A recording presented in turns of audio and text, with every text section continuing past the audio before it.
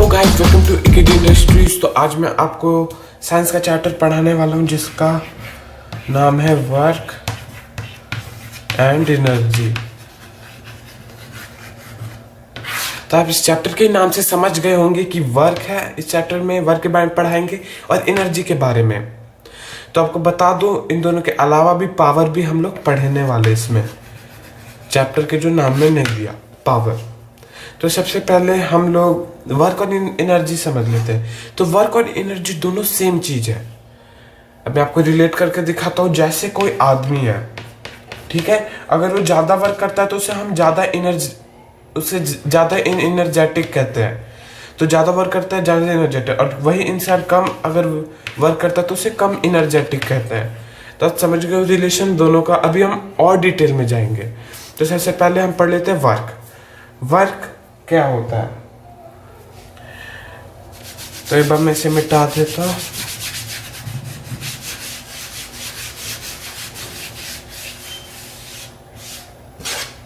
तो आप समझते होंगे नॉन साइंस लैंग्वेज में, मतलब साइंस में अभी आप नहीं पढ़े तो वर्क समझते हैं कोई भी काम।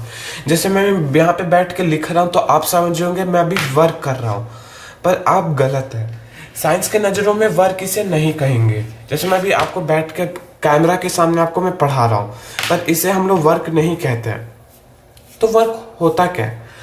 तो वर्क ये होता है कि जब भी फोर्स लगता है किसी ऑब्जेक्ट पे, जैसे कोई ऑब्जेक्ट है, इस पे हमने फोर्स लगाया, ठीक है, तो हम जब इस पे फोर्स लगाते हैं और ये ऑब्जेक्ट डिस्प्लेस होता है, जैसे यहाँ पे मान लेते हैं यहाँ से डिस्प्लेस हुआ यहाँ तक, ये इस पे फोर्स लगा और ये डिस्प्लेसमेंट किया, तब हम कहेंगे इस ऑब्जेक्ट में क्या हुआ? वर्क। जब फोर्स लगी और डिस्प्लेसमेंट हुआ तब वहां पर वर्क होता है। तो आप वर्क समझ गए। अब इसका डेफिनेशन पे आ जाते हैं। तो वर्क जब हो जाता है तब हम उसे कहते हैं क्या? Work done. Work done. और इसका फॉर्मूला क्या होगा? Fs। जब भी किसी ऑब्जेक्ट पे कोई फोर्स लगता है और डिस्प्लेसमेंट उस फोर्स के ही डायरेक्शन में होता है s, तब उसे हम उसका फॉर्मूला होगा F इंटू एस। और अब जैसे जानते हैं फोर्स क्या है? एक वेक्टर क्वांटिटी है, और जो डिस्प्लेसमेंट है वो भी एक वेक्टर क्वांटिटी है। पर वर्क डन स्केलर है, SCALAR। आप सोचेंगे दोनों वेक्टर चीजों से बना है तब भी ये स्केलर क्यों है? तो आपको बता दूं, ये डॉट प्रोडक्ट और एक क्रॉस प्रोडक्ट होता है। एक डॉट प्रोडक्ट और एक क्रॉस प्रोडक्ट। तो डॉट प्रोडक्ट में क्या होता है आप समझ लीजिए। डॉट प्रोडक्ट में हमेशा, अभी 11th में पढ़ेंगे, आपको भी पढ़ना नहीं है, पर डॉट प्रोडक्ट में हमेशा क्या निकलता है? स्केलर। और जब भी क्रॉस होगा उसमें हमारा वेक्टर निकलेगा। तो समझ लीजिए डॉट प्रोडक्ट है फोर्स और डिस्प्लेसमेंट का। तो आपको इतना समझ में आ गया। तो चलिए अब हम लोग एक और सिचुएशन देख लेते हैं। जैसे कोई ऑब्जेक्ट है, सेम सिचुएशन याद कीजिए। जैसे हमारा ऑब्जेक्ट, हमने उस पर फोर्स लगाया था, तो अब मैं इसमें कुछ ट्विस्ट ला रहा हूं। मैं अब इसमें फोर्स थोड़ा ऊपर की तरफ लगाता हूं, ठीक है। अब मैंने फोर्स थोड़ा स्लैंट वाइज कर दिया, ऑब्लिकली कर दिया है। पर देखिए तब भी तो, जैसे आप एक टॉय कार लीजिएगा, जैसे ये कोई टॉय कार है, तो मैंने इस पर भी फोर्स लगाया, पर आप देखते होंगे जब बच्चे खींचते उतना फोर्स नहीं होता कि डायरेक्ट ऐसे ऊपर उखाड़ दे, इसे जमीनी से पूरा ऊपर कर दे, इतना फोर्स नहीं रहता। पर तब भी क्या होता है, गाड़ी आगे की तरफ ही डिस्प्लेस करती है, उतना हम लोग फोर्स नहीं लगाते। तो इसमें क्या होता है, तो अब इसमें सेम फॉर्मूला नहीं लगेगा Fs वाला, क्योंकि इसमें हम दूसरा फॉर्मूला लगाएंगे जिसमें लगेगा यहाँ पे एंगल भी मल्टीप्लाई होगा। तो एंगल थीटा से लेंगे, तो इस फिर वर्क डन का क्या बन जाएगा formula? F into S into cos theta. अब कॉस क्यों लगा? आप सोचो ये कॉस कहाँ से आ गया? तो अब 11th में पढ़ेंगे, एक साइन होता है, कॉस होता है, ढेर सारे। तो ट्राइंगल में यहाँ पे कॉस होता है, जब कुछ ऐसा होता है हाइपोटेन्यूज के उधर वाला साइन होता है, ऐसे कुछ होता है। तो आप वो हायर क्लास में पढ़ेंगे, तो ये फॉर्मूला आपको याद कर लेना। मैं उस पर भी एक वीडियो अलग से बना दूंगा, हायर टॉपिक्स जो भी 9th में इंक्लूड हुए हैं उन सब पे कंसेप्ट सारे जगह से कंसेप्ट लेके मैं एक वीडियो बना दूंगा उसके ऊपर।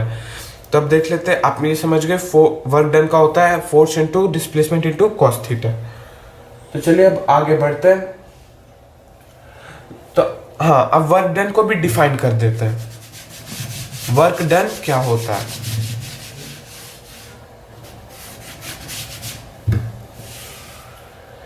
तो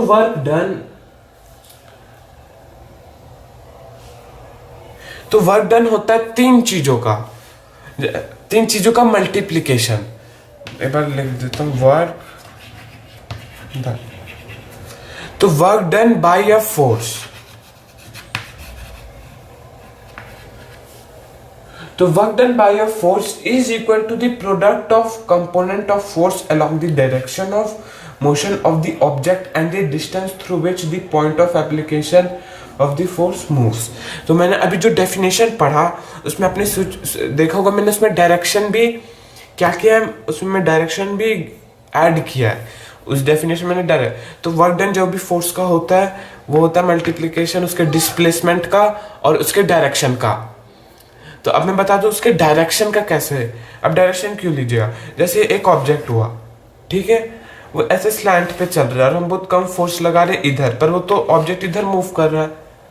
ये एक और एग्जांपल ले लीजिए, जैसे एक बॉल है, वो हमने उसे ऊपर की तरफ उठाया अपने हाथों से, ठीक है, अपने हाथों से ऊपर की तरफ उठाया, पर जो ग्रेविटी उसे नीचे, मतलब फोर्स उसका नीचे लग रहा है।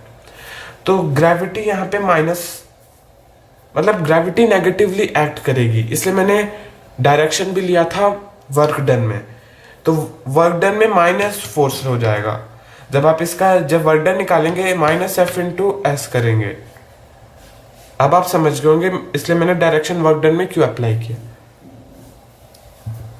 तो वर्क डन क्या होता है, फोर्स और डिस्प्लेसमेंट का मल्टीप्लीकेशन इंटू उसके डायरेक्शन, जिस डायरेक्शन में, और उसके बीच का एंगल, अगर एंगल हो तो तभी, ऐसे बेमतलब का नहीं करना। तो अब जान लेते हैं एसआई यूनिट क्या होता है वर्क डन का। एसआई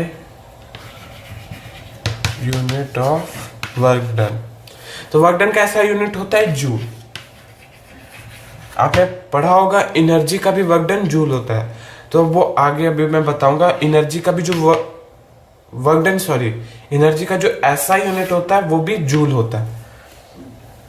तो अब देखिए, अब कुछ कंडीशंस जान लीजिए वर्क तभी होगा, क्योंकि अभी आप बहुत सारे इक्वेशन सॉल्व करेंगे वर्क पर। तो वर्क कब कब होता है आपको बता दूं, वर्क कब कब होता है, जब भी कोई ऑब्जेक्ट पे फोर्स लगता है और वो डिस्प्लेसमेंट करता है तब तक ही वर्क वहां पर होगा, अप्लाई होगा।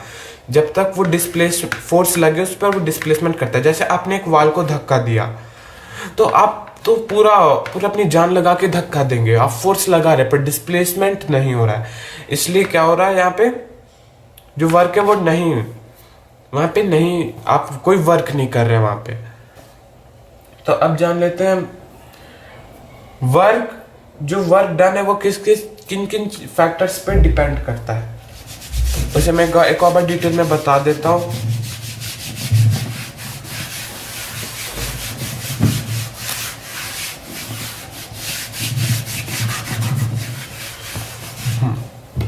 तब देखिए जो वर्क डन है वो किन किन चीजों पे डिपेंड करता है।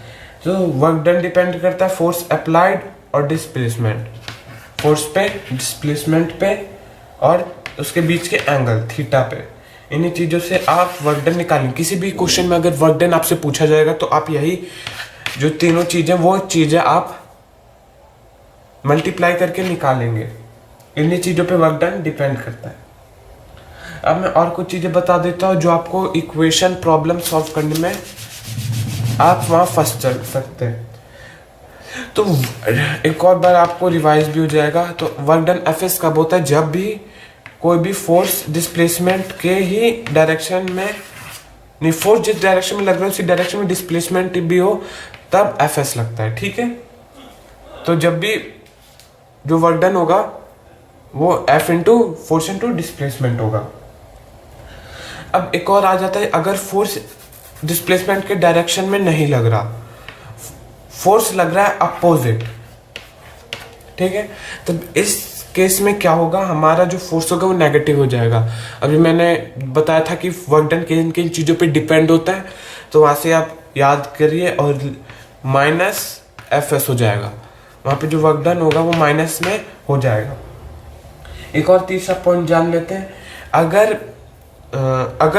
फोर्स लगा किसी बॉडी पे और उसका जो डिस्प्लेसमेंट है वो परपेंडिकुलर हो रहा है, उसका डिस्प्लेसमेंट कुछ ऐसा हो रहा है,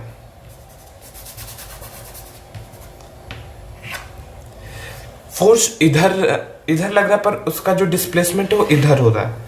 थोड़ा ऐसा भी बता देता हूँ कि फोर्स जो हमारा वो इधर लग रहा है और डिस्प्लेसमेंट इधर हो रहा है, बात एक ही है, ये कोई ऑब्जेक्ट है, ठीक है।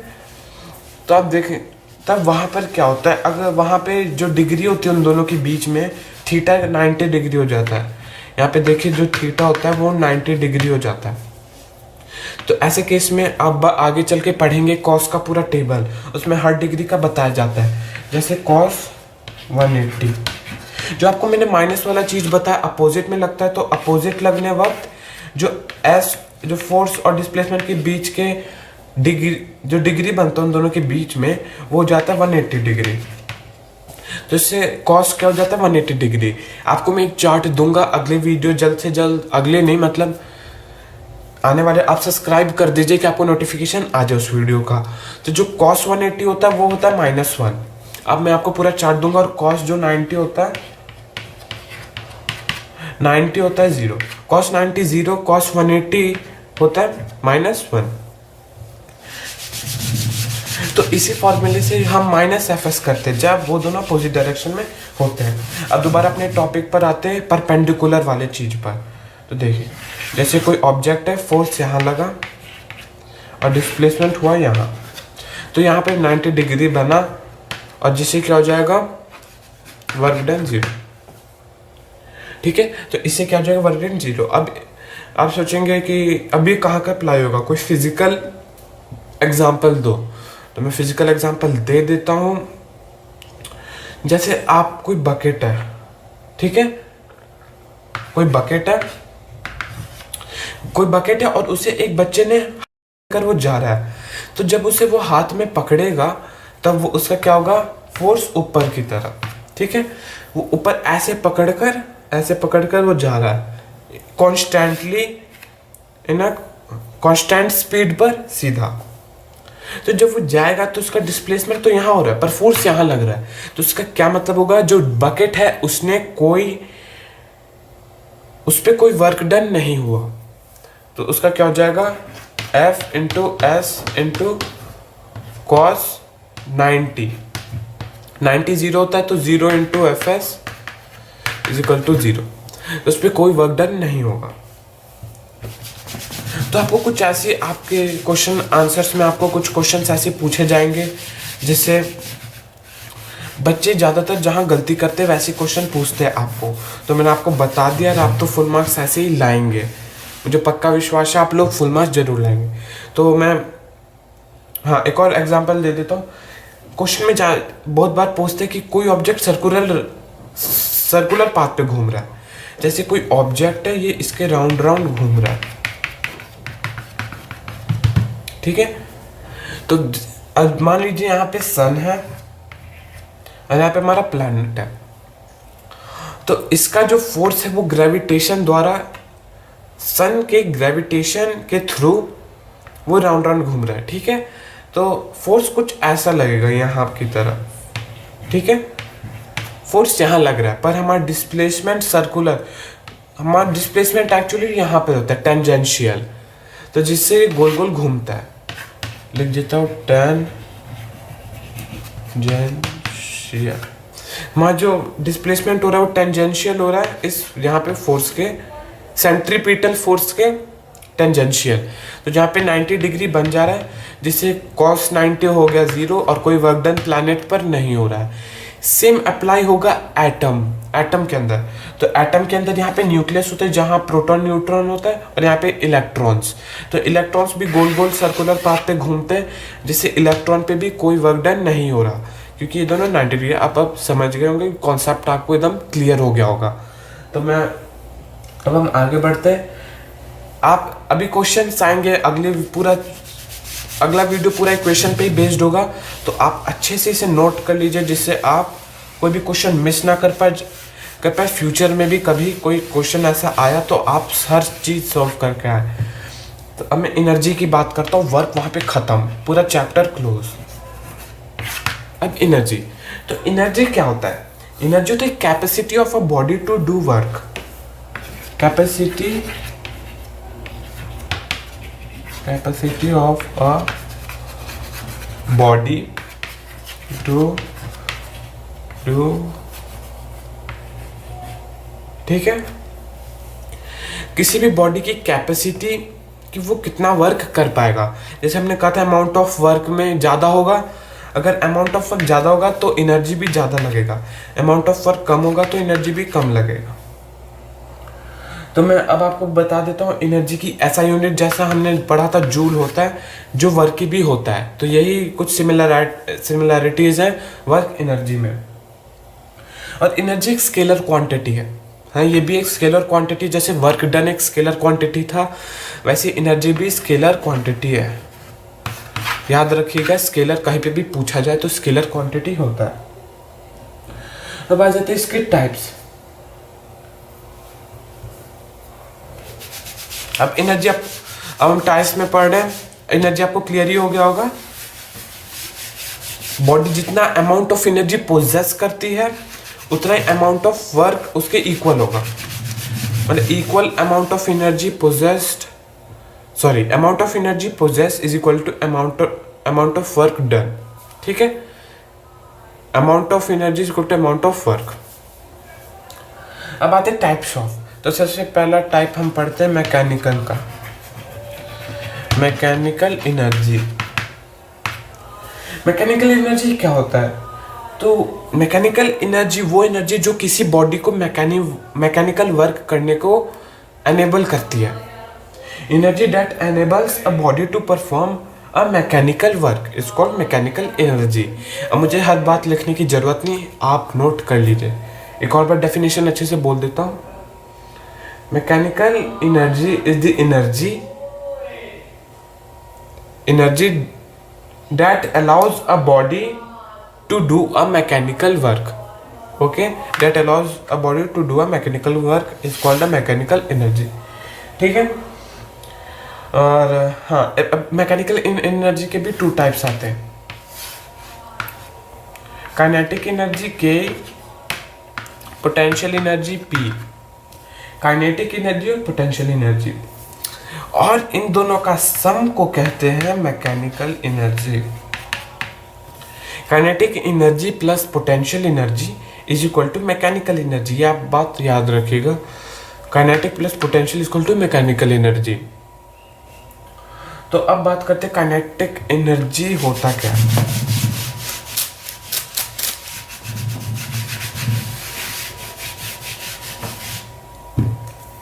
काइनेटिक एनर्जी, तो kinetic energy the energy possessed by a body by virtue of its motion is known as kinetic energy. Kinetic energy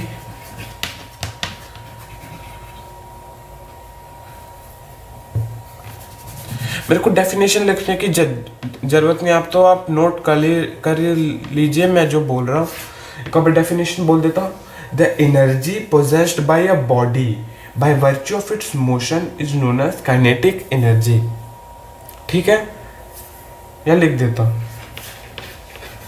the energy possessed by a body by virtue of its motion, ठीक है दोस्तों। The energy possessed by a body by virtue of its motion, उसे ही हम कहते हैं kinetic energy. समझ गया? अब इसका फॉर्मूला लिख लीजिए। किस फॉर्मूला से किसी भी क्वेश्चन या किसी भी बॉडी का काइनेटिक एनर्जी निकालते हैं। तो के is equal to half mv²। तो जो काइनेटिक एनर्जी का होता है हाफ mv²। हाँ, और अब यहाँ पे m होता है मास और v होता है जो आप जानते हैं वेलोसिटी। ठीक है, मास वेलोसिटी। तो अब एक बात नोटिस करोगे, आप मोमेंटम पढ़ोगे, मोमेंटम क्या होता है, मास इनटू वेलोसिटी। तो यहाँ पे mv है और मोमेंटम में भी mv होता है। तो कभी कभी क्वेश्चंस भी ऐसे आते हैं जो आपको कंफ्यूज कर देंगे। कुछ आपको बस मोमेंटम दिया रहेगा, दैट mv मास वेलोसिटी की जगह आपको डायरेक्ट p दे दिया जाएगा मोमेंटम। तो एक और फॉर्मूला लिख लीजिए, जैसे आपको किसी क्वेश्चन में बस p का वैल्यू दिया हो, मीन्स मोमेंटम का वैल्यू दिया हो, बस मोमेंटम का वैल्यू दिया हो और मास का वैल्यू, तब आप सोचेंगे वेलोसिटी तो दिया ही नहीं, तो निकालेंगे कैसे। तो उसका भी एक फॉर्मूला बता देता हूँ मैं, जिससे आप किसी भी क्वेश्चन में आप कभी नहीं अटकेंगे। तो जैसे देखिए, जो p का होता है फॉर्मूला होता है mv। ठीक है, तो मैं ये लिख सकता हूँ कि kinetic energy is equal to half m यहाँ ले लिया, p square by m square. ठीक है, मैं ये लिख सकता हूँ, आप खुद ही सॉल्व कीजिए। इस इक्वेशन को आप और छोटा बना सकते हैं। एक्चुअली इसका सॉल्व कर देते हैं। हाफ m, p का स्क्वायर क्या होगा, mv का स्क्वायर। ठीक है, mv का स्क्वायर बाय m का स्क्वायर। ठीक है, यहाँ पे mv स्क्वायर का v स्क्वायर हो जाएगा, यहाँ पे m स्क्वायर कैंसिल हो जाएगा, v स्क्वायर ऐसे बच जाएगा और आपका एक नया फॉर्मूला बन जाएगा। या फिर भी कर सकते हैं कि p स्क्वायर बाई 2m कर दें। कैसे, वो आपको एक और निकाल देते हैं। आप बने रहिए, मैं आपको हर चीज बता रहा हूँ। सो गाइस, मेरा मेमोरी कार्ड फुल हो गया था, तो अभी मुझे वीडियो अब मैं वहां से बता रहा हूँ। ठीक है, तो हमारा फॉर्मूला कुछ ये निकला था, K is equal to half mv, sorry mv नहीं, मैं थोड़ा भूल गया कि बीच में मैंने ब्रेक ले लिया था थोड़ा, कोई बात नहीं गाइस, दोबारा बता दे। तो के कुछ था half m p square by m square, कुछ यही था, यही था। तो ठीक है, तो देखिए ये जो हाफ m और ये हुआ, तो हमने किया इसे half m into P square by M स्क्वायर। एक m इसका कट गया, तो एक m बचा जो हो गया 1/2 into P square by M is equal to P square by M. तो हमारी फॉर्मूला निकल गया पी स्क्वायर बाई एम। तो कुछ क्वेश्चन में बस मोमेंटम दे देते और आपको वेलोसिटी नहीं देते, तो मोमेंटम और बस मास दे देते, तो आप वैसे क्वेश्चन में आप डर जाते हैं, अरे मैंने तो फॉर्मूला पुट किया, ये तो रिजल्ट निकल ही नहीं रहा। तो ये जो मैंने आपको बताया है, ये दूसरा फॉर्मूला है ट्रिकी क्वेश्चंस के लिए, स्पेशली जो क्वेश्चन आपको बहुत ट्रिक करते हैं। देखिए, तो क्या निकल गया काइनेटिक एनर्जी का पी स्क्वायर बाय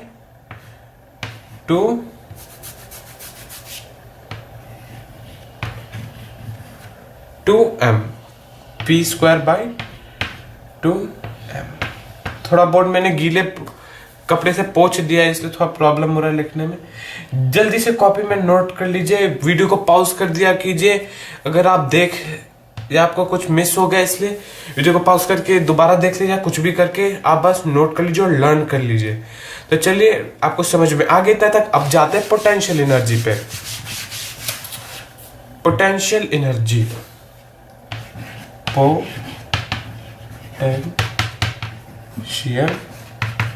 एनर्जी। तो पोटेंशियल एनर्जी क्या है? तो पोटेंशियल एनर्जी वो एनर्जी है जो पोजेस होती है बॉडी के कॉन्फ़िगरेशन या पोजीशन से। तो हम इसे इंग्लिश में क्या बोलेंगे? The energy possessed,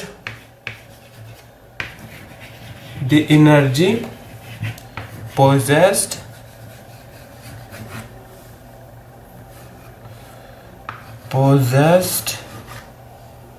by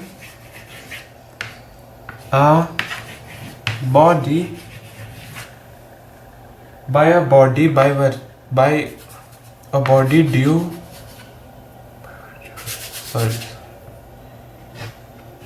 by virtue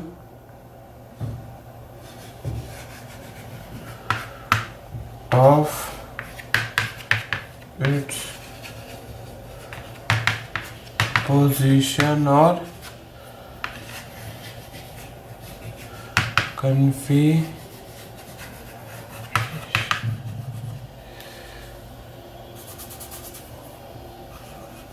थोड़ा बोर्ड से बाहर चला गया, कोई बात नहीं। Put the energy possessed by a body by virtue of its position और कॉन्फ़िगरेशन। ठीक है, इसे नोट कर लीजिए। The energy possessed by a body by virtue of its position और कॉन्फ़िगरेशन। ठीक है दोस्तों, आपको क्लियर हो गया? कुछ आपको सही से दिख नहीं रहा तो आप जो मैं बोल रहा हूँ वही नोट कर लीजिए, वही काफी रहेगा। काफी नहीं, मतलब जो मैं बोल रहा हूँ वही नोट कर लीजिए। ठीक है दोस्तों, पोटेंशियल एनर्जी का आपको डेफिनेशन पता चल गया। अब मैं आपको बता दूं पोटेंशियल एनर्जी का फॉर्मूला क्या है। हर चीज आपको बताऊंगा। तो पोटेंशियल एनर्जी, तो सबसे पहले पूरा हम समझ रहे थे पोटेंशियल एनर्जी होता क्या है। तो अब मैंने उसमें दो चीजें ऐड की थी, एक तो कॉन्फ़िगरेशन और एक पोजीशन। तो पोजीशन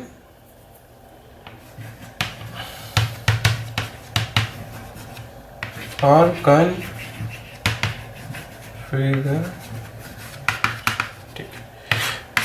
तो पोजीशन से आप क्या समझते हैं? तो पोजीशन से ये समझिए जैसे ग्रेविटी वो हमेशा नीचे एक अपने तरफ खींचती है। ठीक है, तो यहाँ पे कोई ऑब्जेक्ट हमने प्लेस कर दिया किसी क्लिफ पे, तो इसमें भी पोटेंशियल एनर्जी स्टोर है, क्योंकि इसके पोजीशन की वजह से। अगर ये ग्राउंड पे होगा तब इसमें पोटेंशियल एनर्जी रहेगा, तब भी रहेगा, पर जो क्लिफ पर है तो ये नीचे गिर सकता है, इसमें पोटेंशियल एनर्जी स्टोर्ड है। उस समझ में आए आपको बात? जैसे एक और पोजीशन मान लेते हैं, जैसे ये कोई पेन है, ठीक है, तो मैं एक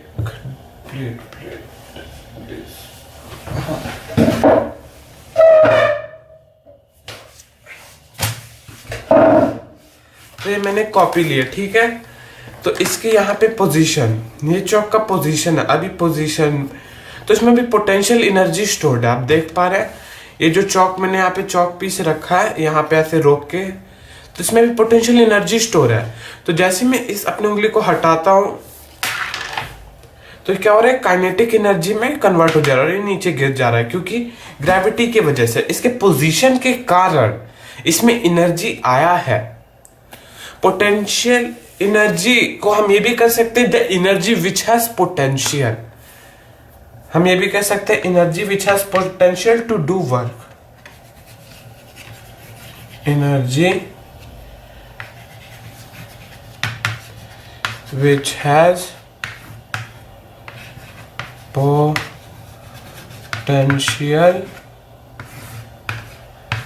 to do work। ठीक है, the energy which has potential to do work is called potential energy।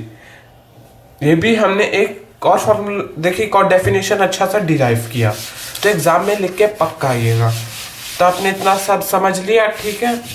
हाँ, हम किस पे बात कर रहे थे? पोजीशन और कॉन्फ़िगरेशन पे। पोजीशन आप समझ गए, मैंने प्रैक्टिकल एग्जांपल दिखा दिया। कॉन्फ़िगरेशन,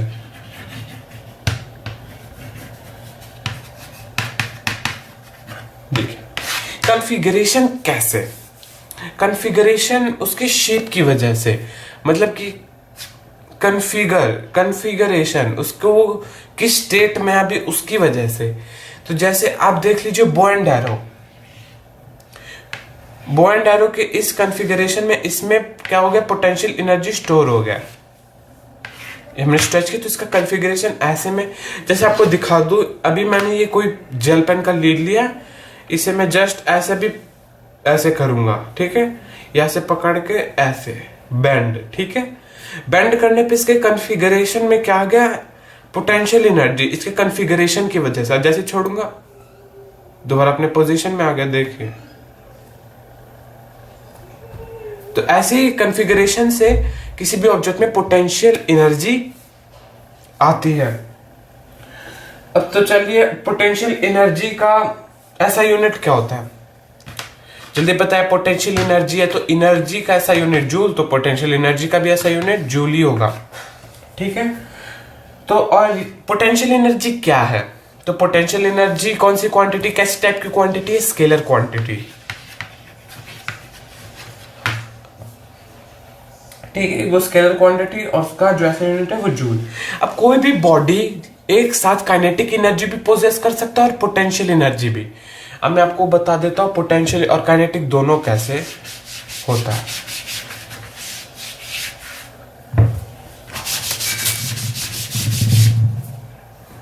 देखो कोई भी बॉडी एक साथ पोटेंशियल एनर्जी भी और काइनेटिक एनर्जी भी कैसे कर लेता है स्टॉप। तो आप सोचेंगे ये मैंने क्या बात कर दी, बहुत सिंपल सा है कि एक ही साथ कोई ऑब्जेक्ट पोटेंशियल और काइनेटिक दोनों, जैसे ये कोई क्लिफ पे एक ऑब्जेक्ट रखा हुआ है, ठीक है। जब ये यहां से हम इसे गिराते हैं नीचे, तो ये नीचे ट्रैवल करेगा और कुछ यहाँ पे ग्राउंड पे आके गिर जाएगा। तो आप देखिए जब ये इस यहाँ से जब ये जाता है नीचे, तो इसका बीच का पार्ट लीजिए। जब बॉल इस वाले पोजीशन पर रहता है, ठीक है, इस वाले पोजीशन पे रहता है, तो बॉल में उस समय काइनेटिक एनर्जी भी, क्योंकि ये किसमें मोशन में, एक इसमें मोशन में, और मोशन के साथ साथ इस पे ग्रेविटी भी एक्ट करी, जिससे पोटेंशियल एनर्जी में भी इसके पास पोटेंशियल एनर्जी भी पोजेस करता है, ठीक है दोस्तों। तो इसके पास काइनेटिक एनर्जी और पोटेंशियल एनर्जी दोनों स्टोर्ड रहती है। चलिए आपको इस एग्जांपल से नहीं समझ आया तो समझिए, मैंने एक बॉल फेंका ऊपर की तरफ, ठीक है। तो ऊपर की तरफ जो फेंका, इसके बीच वाला ले लीजिए, यहाँ पे बॉल के पास काइनेटिक एनर्जी भी रहती है क्योंकि मैंने फेंका इसे, ठीक है, काइनेटिक एनर्जी भी। और जब ये ऊपर यहाँ पे जा रही होती है तो उस पर ग्रेविटी भी एक्ट कर रही होती है, इसके पोजीशन से इस पे पास पोटेंशियल एनर्जी भी आ जाता है, ठीक है दोस्तों। तो आपको समझ में आ गया कैसे एक ही टाइम, मतलब कि एक ही बॉडी पोजेस कर सकता है काइनेटिक प्लस पोटेंशियल दोनों, ठीक है। आपको पता चल गया वो कैसे पोजेस करता है दोनों एक ही साथ। तो चलिए आगे ऐसे बहुत सारे क्वेश्चन आते हैं जिसमें दोनों पोजेस करते हुए बॉडी पे क्वेश्चन पूछ लिए जाते हैं, तो उसे भी टैकल करना आपको आना चाहिए। तो चलिए अब बात करते हैं, नेक्स्ट टॉपिक हमारा आता है, एक बार बुक देख लेता हूं। हाँ, तो हमारा बात है पावर। बुक इसलिए देखा क्योंकि कभी कभी होता है कि कोई छोटा मोटा टॉपिक छूट जाता है, हम नया पढ़ाने लगते हैं, तो कोई नहीं छूटा, मैंने आपको पूरा करवा दिया है। एनर्जी और वर्क पूरा कॉन्सेप्ट कंप्लीट हो गया है। एक कंजर्वेशन ऑफ एनर्जी भी आता है, law of conservation of energy, वो बस बचा आपका। अब पावर करवाते हैं। तो पावर क्या है, तो पावर है rate of doing work, rate of doing work. अब देखिए एक एग्जांपल देता हूं पावर का, पावर को कैसे डिफाइन करेंगे। तो जैसे एक जेट है, जेट जब टेक ऑफ करता है, सोचिए हाउ कितना एनर्जी से वो टेक ऑफ करते हैं, इतना भारी चीज 2 टन्स का होता है एक जेट एयरक्राफ्ट। कार्गो एयरक्राफ्ट तो 10 टन्स का वेट भी उठाता है, कार्गो शिप ये सब। तो उनका जो जेट इंजन होता है, सोचिए कितना पावर डेवलप करता है जिससे वो फ्लाइट ले सके। और वह एक बूढ़ी बस को ले लीजिए, कोई खराब टूटी फूटी बस है, 2 साल से चले जा रही है, तो जितना पावर वो पोजेस की है आज तक, मतलब जितना पावर, मतलब समझ रहे मैं क्या कहना चाह रहा हूँ, पावर किस में ज्यादा हुआ, वो इतना एनर्जी लगा रहा है, वो इतना वर्क किया है 1 साल से, तब भी उसका जो रेट है, वर्क का रेट है उसका बहुत कम है, उसका वर्क का रेट बहुत ही ज्यादा है। तो एक टेक ऑफ, इसने जेट इंजन ने जब एक टेक ऑफ लिया, तो वो किसके बराबर था, 1 ईयर नहीं कह सकते, 1 मंथ मान लीजिए, 1 month of old bus, power work done bye 1 month of old bus. तो सर मैं क्या कहना चाह रहा हूं, पावर का रेट, किस रेट से वो किया है। जेट एयरक्राफ्ट बहुत मीन्स कम कम रेट नहीं, सॉरी, उसने कितने टाइम, उस टाइम पीरियड में कितना जल्दी उसने कोई भी वर्क कर दिया, तो उसका पावर आप ऐसे ही पता कर सकते हैं। तो चलिए आगे वाले टॉपिक पे चलते हैं।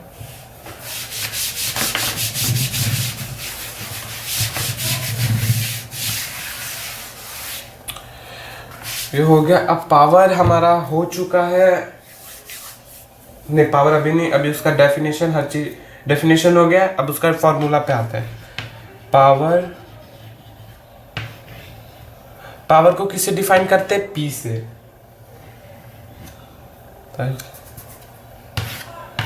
इसका फॉर्मूला होता है work done by time taken.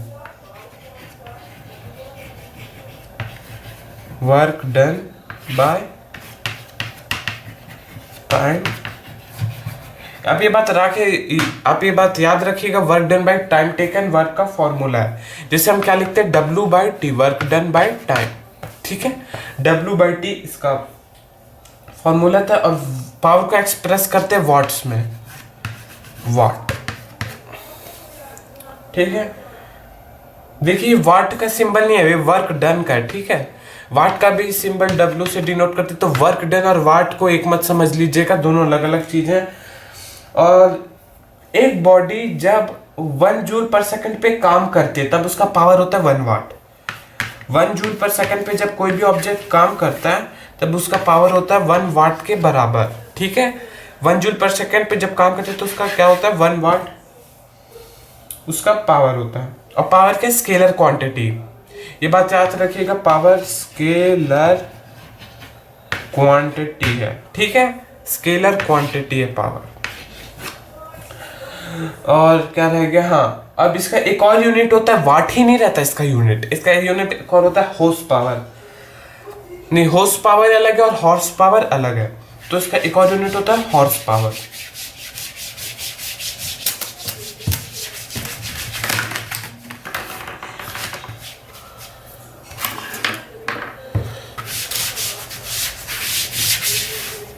तो अब एक हॉर्स पावर कितने के बराबर होता है?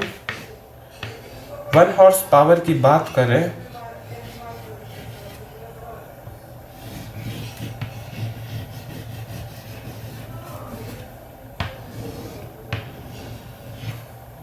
वन हॉर्स पावर, तो हॉर्स ये वाला, वो वाला हॉर्स है, वो घोड़े वाला हॉर्स। 1 हॉर्स पावर आप याद रखिएगा हमेशा 764।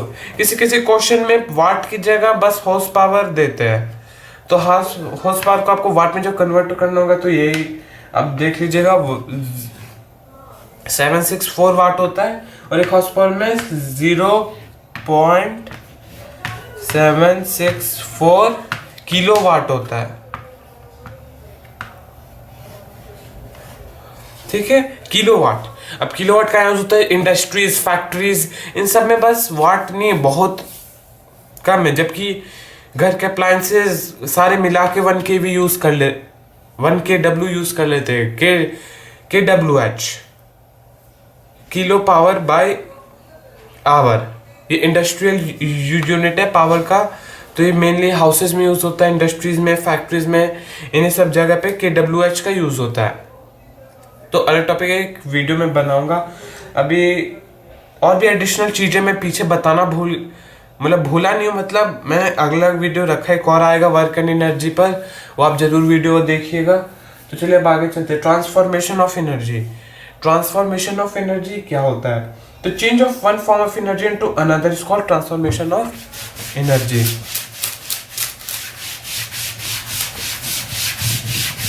उसका फॉर्म जब चेंज होता है वन फॉर्म से दूसरे फॉर्म में,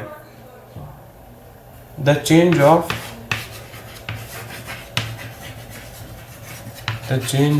one form of energy into, ठीक है, change of one form of energy into another is called transformation of energy.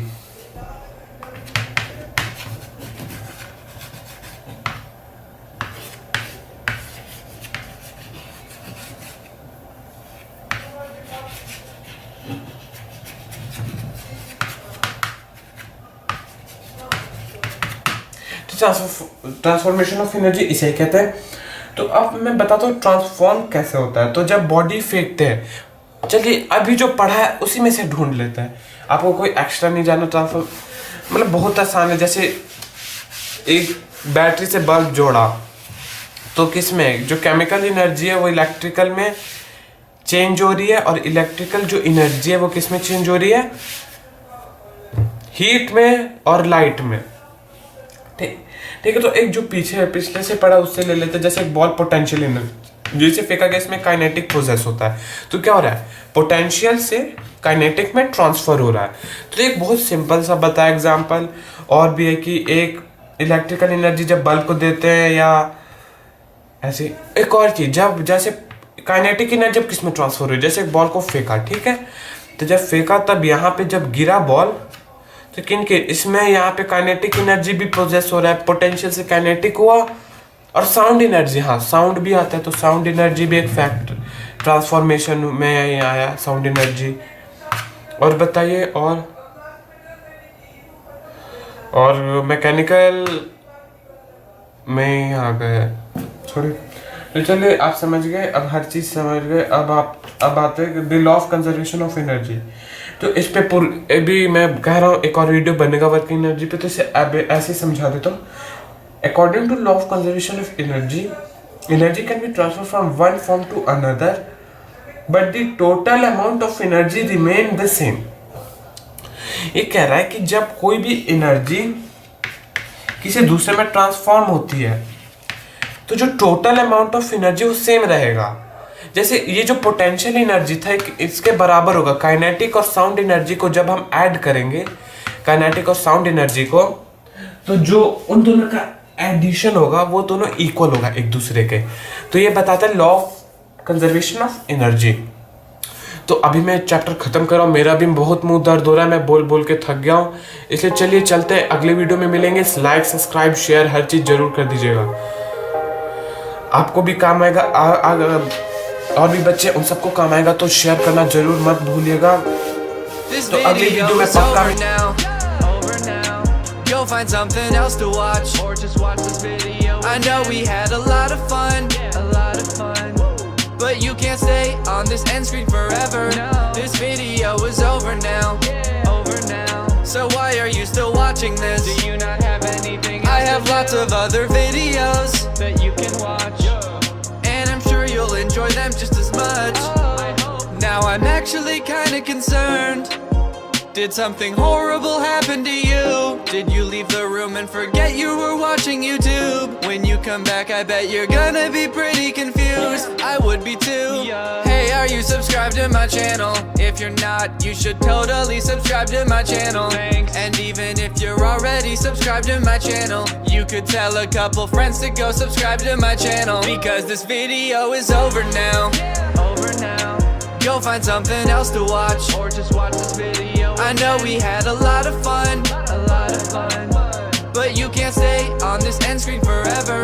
This video is over now. I'm amazed that you're still watching this. I don't understand why. It's almost like you're trying to prove a point, but I don't know what that point is. Or you think there's gonna be something special at the end, but there's not.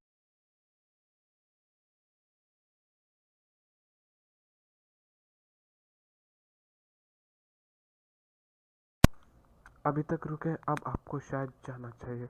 चलिए मिलते हैं अगले episode में, like subscribe जरूर कर दीजिएगा। Bye.